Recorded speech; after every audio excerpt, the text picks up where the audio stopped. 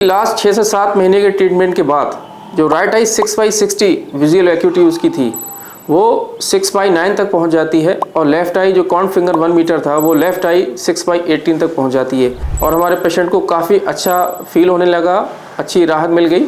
अस्सलाम वालेकुम दोस्तों, मैं डॉक्टर तंजीम सिराज और मेरे इस यूट्यूब चैनल में आपका बहुत बहुत स्वागत है। आज मैं इस वीडियो में अपने एक पेशेंट के बारे में आपको बताऊंगा जो काफ़ी हद तक ठीक हो चुके हैं। केस हमारे बरेली ज़िले के पास ही एक ज़िला है रामपुर, यहाँ के हमारे एक पेशेंट थे जिनका नाम है मिस्टर शरीफ अहमद और जिनकी एज थी 54 साल। टीबी का इलाज चलते चलते उनकी जो ऑप्टिक नर्व थी वो जो है डैमेज होने लगी थी। एक ड्रग होती है जिसे हम बोलते हैं इथम्बुटॉल।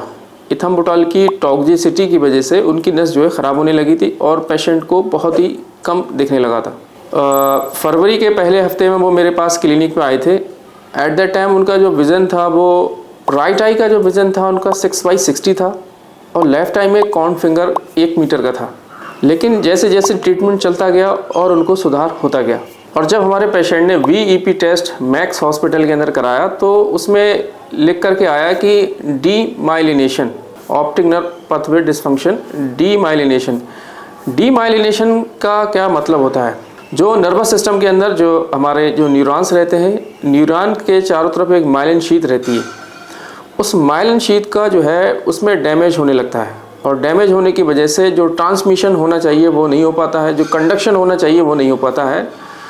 तो ये जो इथम्बुटॉल ड्रग होती है वो न्यूरॉन्स के उन माइलिन शीथ को डैमेज करती है। इस वजह से ये मेडिसिन जो है, ये जो ड्रग है वो पेशेंट को नुकसान पहुंचाती है और जिसकी वजह से पेशेंट की माइलिन शीथ ख़राब हो जाती है। तो यहाँ पर इथम्बुटॉल टॉक्सिसिटी की वजह से हमारे पेशेंट को ऑप्टिक नर्व में दिक्कत आती है और हमारे ट्रीटमेंट के पश्चात उनको बहुत ही बेहतर रिजल्ट देखने को मिलता है। और अब मैं आगे वीडियो में उस व्हाट्सएप चैट या उनकी रिपोर्ट्स को शो करना चाहूँगा, आपको दिखाना चाहूँगा कि किस तरीके से वो हमारे पास आए और किस किस तरीके से सीरीज में कैसे कैसे उनको इम्प्रूवमेंट हुआ और इम्प्रूवमेंट कहाँ तक पहुँचा, ये इसको आप वीडियो में देख सकते हैं। तो अब मैं हमारे पेशेंट मिस्टर शरीफ अहमद की उस रिपोर्ट को आपको दिखाना चाहता हूँ क्योंकि ये रामपुर के रहने वाले हैं। तो CL गुप्ता आई इंस्टीट्यूट जो है मुरादाबाद में पड़ता है और यहाँ पर जब ये गए आप ये देख सकते हैं राइट आई में 6/60 20/200 दिखा रहा है विज़न। उसके बाद आप लेफ़्ट आई में देख सकते हैं कि लेफ़्ट आई में कॉर्न फिंगर 1 मीटर दिखा रहा है। ठीक है, ये हो गया। उसके बाद आप देख सकते हैं कि हमारे पेशेंट आई केयर आई हॉस्पिटल में गए और वहाँ पर आप ये देख सकते हैं कि वहाँ पर भी इनका विज़न जो है राइट आई में 6/60 आया और लेफ़्ट आई में कॉर्न फिंगर 1 मीटर आया। ठीक है, और यहाँ पर इनको न्यूरोबियन फोर्ट दिया गया और डॉक्टर का जो रिमार्क है वो है कि बोथ आई में इथम्बुटॉल टॉक्सिसिटी है। ठीक है, ये यहाँ पर पाया गया। ये डेट आप देख सकते हैं, ये डेट है 7/2/2024 आप देख सकते हैं। हमारे क्लिनिक में पेशेंट 10 फरवरी 2024 को आते हैं। ATT ethambutol toxicity Rampur. ठीक है, और मैं एक रिपोर्ट दिखाना चाहता हूं जो कि मैक्स हॉस्पिटल की है। आप इसमें देख सकते हैं कि VEP study suggestive of demyelination both anterior visual pathway. ठीक है, ये साफ साफ दिख रहा है कि भाई इनके ऑप्टिक नर्व में जो है दिक्कत चल रही है। ये देख सकते हैं ये VEP टेस्ट की जो रिपोर्ट्स है उसका जो ग्राफ होता है वो यहाँ पर शो हो रहा है। फिर यहाँ पर आप दोबारा देख सकते हैं आई केयर आई हॉस्पिटल में इन्होंने 29 फरवरी को टेस्ट कराया। 29 फरवरी को अब राइट आई का जो विज़न था वो 6/36 पार्शियली हो चुका था और जो लेफ़्ट आई थी वो आप यहाँ पर देख सकते हैं कि वो कॉर्न फिंगर 2.5 मीटर यानी कि 2.5 मीटर तक उनको फिंगर काउंटिंग शो कर रही थी।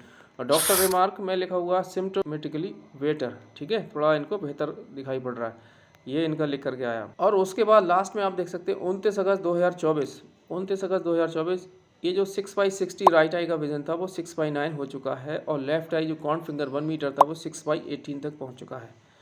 और डॉक्टर का remark both I doing well and fundus within normal limit, और मतलब कि पेशेंट की अब कंडीशन काफ़ी बेहतर है, यानी कि पेशेंट इस वक्त तक काफ़ी अच्छा देखने लग गए थे और काफ़ी इम्प्रूवमेंट उनको आ चुका था।